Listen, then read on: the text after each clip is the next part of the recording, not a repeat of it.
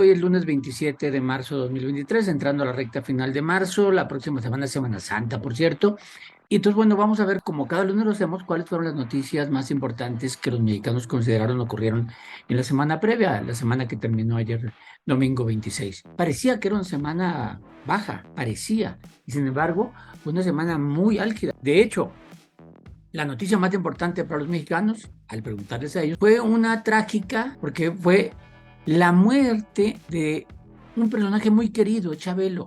De hecho, en las últimas semanas se fueron tres artistas mexicanos, dos de ellos particularmente ya de avanzada edad, eran muy queridos, muy famosos, que sería el caso de Ignacio López Tarso y el caso ahora de Javier López Chabelo. La muerte de Chabelo sí conmocionó, ¿no? El fin de semana y fue la noticia más importante que superó a otras que ya pensábamos que iban a ser las más importantes. En el número 2, por ejemplo, es una noticia con la que empezamos la semana, porque el fin de semana, en la manifestación del sábado citada por el presidente López Obrador, se presentó un hecho de que algunos manifestantes, pocos si se quiere, pero en términos de fiesta, quemaron una piñata de la ministra Norma Piña, la presidenta del Poder Judicial. No una abogada, no una adversaria del presidente, no, la presidenta, la que tiene el mismo nivel que el presidente López Obrador.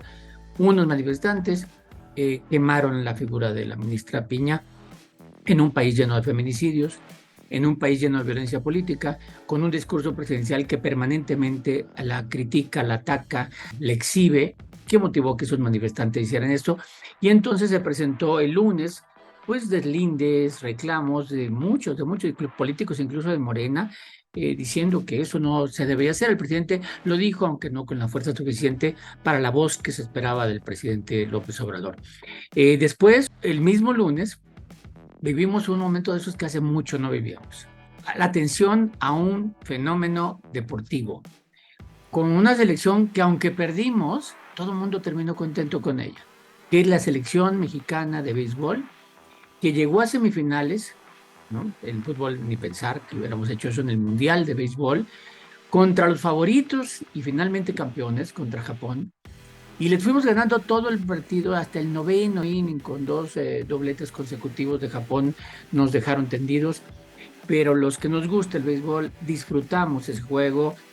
Dos novenas muy bien, jugaron muy bien las dos. Lástima que nos faltó ese relevo final, pero así es el béisbol. Justo los que hemos vivido el béisbol muchos años sabemos que así es el béisbol y de modo nos tocó perder, pero contra un gran equipo que finalmente le ganó también en una gran final a Estados Unidos. Los dos últimos campeones, terminó campeón Japón.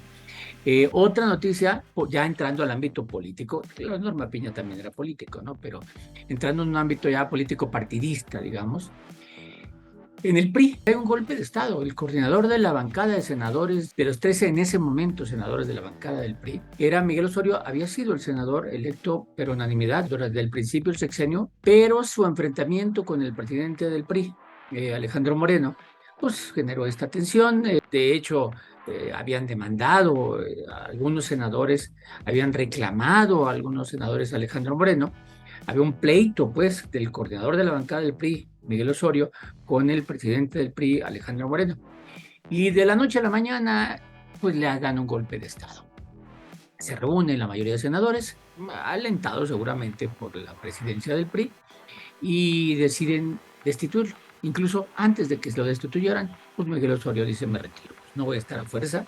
Se retira, pero no más se retira de la presidencia y de la coordinación de la bancada del PRI, se retira de la bancada misma. De manera que el PRI se queda sin un senador y no sabemos si más. Pero por lo pronto un senador, la bancada del PRI se reduce. No sabemos si alguno de sus senadores cercanos a él, ¿no? Llámese Nueva Mayorga, Claudia Ruiz Massieu, Rubiel Ávila, decida dejar la bancada, decida hacer algo o se queden ahí, ¿no? Pero por lo pronto sí hubo un cisma en el PRI, digamos, ¿no? Que es un manjar para Morena. Como dicen, cuando ves a tu enemigo pelearse entre ellos, pues no lo interrumpas, ¿no? Cuando ves destruirse solitos, no lo interrumpas. Y pues yo creo que Morena, por eso dijo el presidente: no, yo no tengo nada que opinar, es cosa de ellos. Pues sí, si están solos, destruyéndose, ¿para qué los interrumpe? Pues hay que les sigan, ¿no? Algunas otras noticias, ¿no? Miren, en el ámbito económico, la semana empezó con una mala noticia para México, porque un banco internacional importante de Estados Unidos, importante, digo poco, de los grandes del mundo, Wells Fargo, suspende el envío de remesas al Banco de Bienestar, al Banco del Gobierno de México. Y lo que dice es prácticas que podrían utilizarse para lavado de dinero, ¿no? O sea, no le gusta cómo se estaba manejando el Banco del Bienestar, dice, por lo pronto suspende el Banco del Bienestar, como de esos noviazgos, dice, no, tú no suspendes, yo antes suspendí antes que tú, ¿no? O sea, tú no me cortaste a mí, yo fui el que quería cortarte a ti.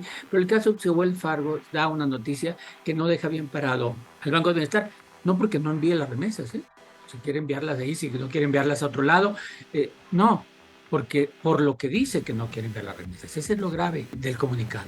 En términos de seguridad, pues hay muy malas noticias, eventos de inseguridad en muchos lugares, en Caborca, en Sonora, en Zacatecas, en Aguascalientes, en muchos estados, incluso en la Ciudad de México, ¿no? Aunque ahí la solución fue rápida, pero también capturaron a los asesinos, pero en muchos lugares noticias de inseguridad.